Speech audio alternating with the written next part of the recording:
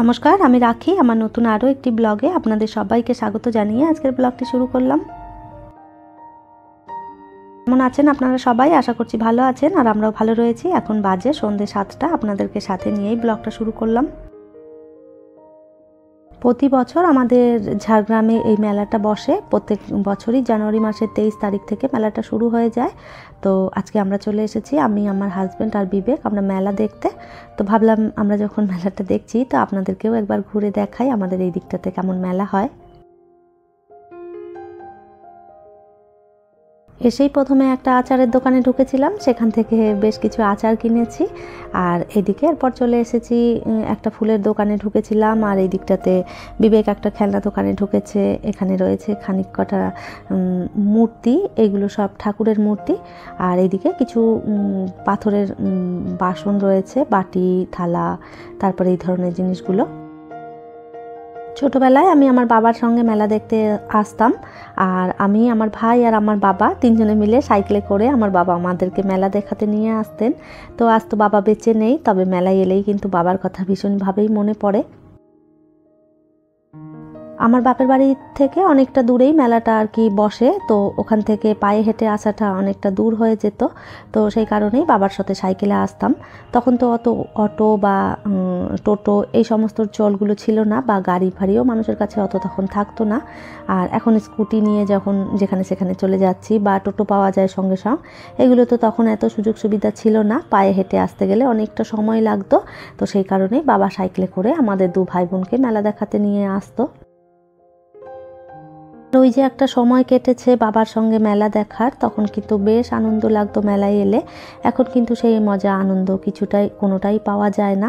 বাবার সঙ্গে মেলায় আসতাম, বাবা এটা সেটা কিনে দিত, খেতাম, একটুখানি পুতুল কিনে দিত, এটা কিনে দিত, ওটা কিনে দিত, আর এই সবগুলো নিয়ে কিন্তু বেশ সময় ভালো কেটে যেত। আর আগে বাবা যে কাজগুলো করতো সেই কাজগুলোই এখন আমরাও করছি, সেই সেম কাজগুলোই করে যাচ্ছি। বিবেককে নিয়ে মেলায় এসেছি, এখানে ওকে মিকি মাউসে চাপিয়েছি, ও কিন্তু ভীষণ এনজয় করছে বিষয়টা। আর আমরাও চাই আমরা যে খুশিটা আমার বাবার সাথে মেলায় ঘুরে পেয়েছি সেটা আমার ছেলেও উপভোগ করুক। বাবা মা যতদিন বেঁচে থাকে ততদিনই মানুষের জীবন খুশির হয় বা সুখের হয়। বাবা মা না থাকলে কিন্তু তখন আর এতটা খুশি আনন্দ কিছুই থাকে না। সমস্তটা পাই সেটা ঠিকই, তবে বাবা মার যে কমি সেটা কিন্তু কখনো কেউ পূরণ করতে পারে না। আর এই তো মেলায় ঘুরেছি, ফুচকা খেয়েছি, বিবেক এখানে মোমো খেয়েছে, সঙ্গে আমরাও খেয়েছি। আর এখান থেকে খেয়ে তারপরে এই যে খানিক কটা বাদাম কিনেছি। আর সেরকম বেশি মেলায় কিছু আমি কেনাকাটা করিনি, কেন কি আমার সমস্ত জিনিসই রয়েছে, কিছু প্রয়োজন নেই। বিবেকের জন্যেই আসা হয়েছে। ও আর কি বারবার করে বলছিল বাবা চলো মরণ কুয়ো দেখতে যাব, ও কখনো দেখেনি। তো ওকে নিয়ে সেই জন্যে মরণ কুয়ো দেখতে যাব বলেই আসা হয়েছে। বাদাম কিনেছি, আর এরপরে এই যে চিকেন ড্রাই ফ্রাই খেতে এসেছি, প্রচুর লাইন দিয়ে খেয়েছি। তারপরে এই যে খাওয়া দাওয়া সেরে বাড়ি চলে এসেছি। আর এই যে বিবেক খেলনা কিনেছে, একটা রেজার লাইট কিনেছে, আর তার সঙ্গে আমি আচার কিনেছি। এই ছিল আমাদের কেনাকাটা, মেলায় ঘুরে বাড়ি চলে এসেছি।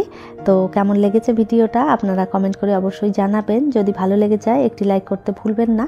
আর এই ধরনের ব্লগ যদি আপনি আরও দেখতে চান চাইলে আমার চ্যানেলটিকে সাবস্ক্রাইব করেও রাখতে পারেন। গাড়ি কিনে খেলতে বসে পড়েছে, আর তার সঙ্গে আমাকেও বসিয়েছে, বলছে তুমি ওই দিকটা থেকে চালাবে, আমি এই দিকটা থেকে চালাবো। তো দুজনে মিলে এই যে বসে একটু খেলা করে নিচ্ছি। তাহলে আমার ভিডিওটা আজকে এই পর্যন্তই, ফিরবো নতুন ব্লগ নিয়ে। ততক্ষণের জন্য সবাই ভালো থাকবেন, সুস্থ থাকবেন।